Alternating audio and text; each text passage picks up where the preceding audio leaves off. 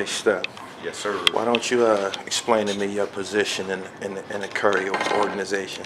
Well, what I do with Curry is I A&R the records that he does. I manage his day-to-day, whatever appointments that we might need to go do, whatever kind of things that we need to take care on the day-to-day. That's what I do. I make sure that he don't need nothing. I make sure we got high beats. I make sure that the vibe is right, the energy is right. You know what I'm saying? I make sure that we in the right place at the right time, on time. Right. You know what I mean? You book the flights, all the business? All that, book the flights, all that, sound check, you know what I'm saying? Make sure the hotel's cool. You know, that guy's he's a special person to deal with, you know what I mean? I got to make sure all the stuff is tight, and he really basically don't got no gripes, you know? Right. Explain to me your industry background. It's in order for him to select you, you know what I'm saying? Obviously, y'all maybe have encountered in music, in the streets, industry, whatever. I want to understand clearly. Give him some background on Steff Jackson. You know, the background on me is I started with Curry when he first got signed to Bad Boy.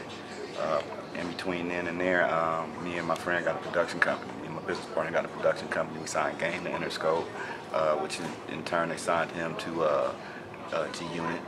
Right. I've been around Bad Boy for a long time. I was around with DIDDY, I was around with Faith, Black Rob, G-Dep, Carl Thomas, you know what I'm saying? Started in the game with Eric Sherman, you know what I mean? This deep rooted, you know what I mean? Heavy D put me on with a lot of stuff, you know what I'm saying? It's like old school hip hop. I'm from the old school. This is what I'm reaching. You know what I mean? Let's talk about it. You know what I mean?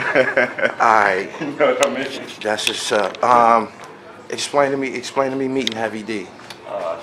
I met Heavy D, I met Heavy D probably about 1990, 91, through my business partner, my cousin D-Mac. Okay. You know what I mean? And Heavy D just embraced me, you know what I'm saying? Taught me a lot about the music. Him and Eric Sherman both. Right. You know what I mean? They taught me really just how to be diligent with what it is that I want to do. You know what I mean? How to be polite persistence is what Heavy told me. Always have a smile, you know what I'm saying? Always follow up with people, okay. You know what I mean? And just have a good ear out and a good heart for what it is that I do and be passionate about it, you know what I mean? All right, since you mentioned Eric Sherman, obviously you got a Def Squad history. Tell me a wild Def Squad Molly G story. Oh, man. Explain your relationship with Molly G.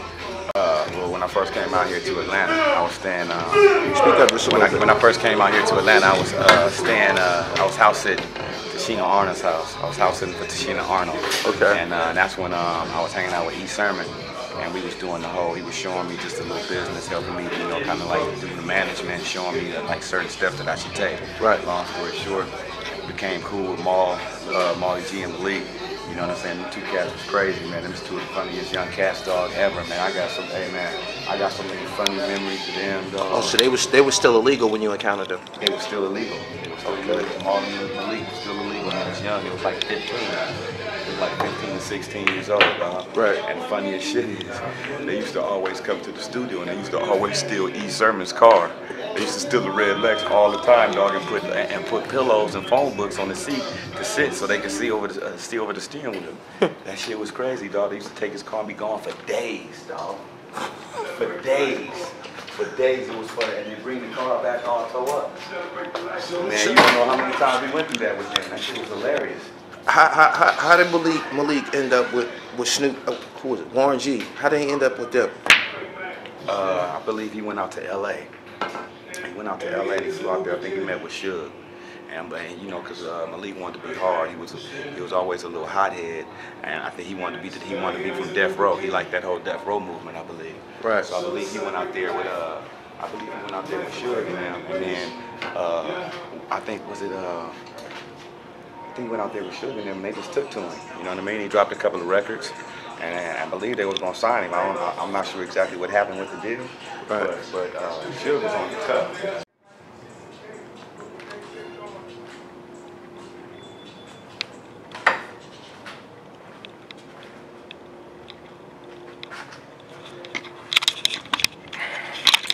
I'm recording live, make sure I'm right, make sure my dribble correct. Alright.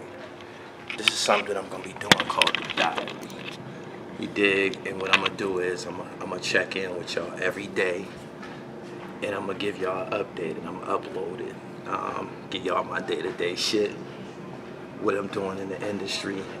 Obviously, It ain't about, you know, like dropping wild blogs and shit like that. Like, doors are opening. And I want to share with y'all the inner workings of the hip hop industry. So every day, inshallah, every day, you know what I mean, I'll be able to put something together for y'all. Right now, lately I've been a part of this movement who's working with Akon. They bring in solar panels and energy to underdeveloped nations. They call Reach Energy. That's one of my partners right now. That's who I'm documenting. And through my travels down here, of course, I've been fucking with Mark Curry and shit. Mark Curry is Gully TV All-Star. I filmed him before, but you know, we're around. We in the same circle, so you know what I mean, we gonna do some industry shit, you know what I'm saying? As y'all see, I was down here with him when Craig Mack passed. We spoke in depth about that. He got a record honoring Craig Mack. Y'all gonna hear it shortly. He got music loaded. He's not, you know what I mean, this ain't like no a nigga about to pull a stunt. He a hip hop artist and a writer. He was down with Bad Boy.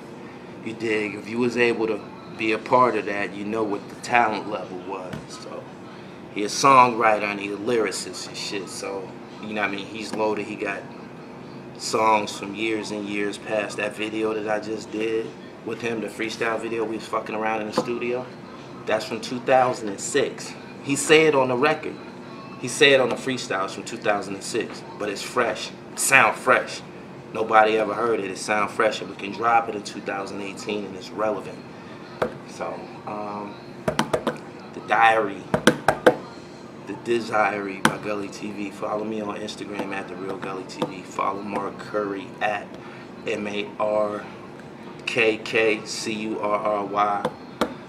Pay attention to the dribble. I'm gonna continue to, you know, package this shit, man, so y'all be able to, you know, one.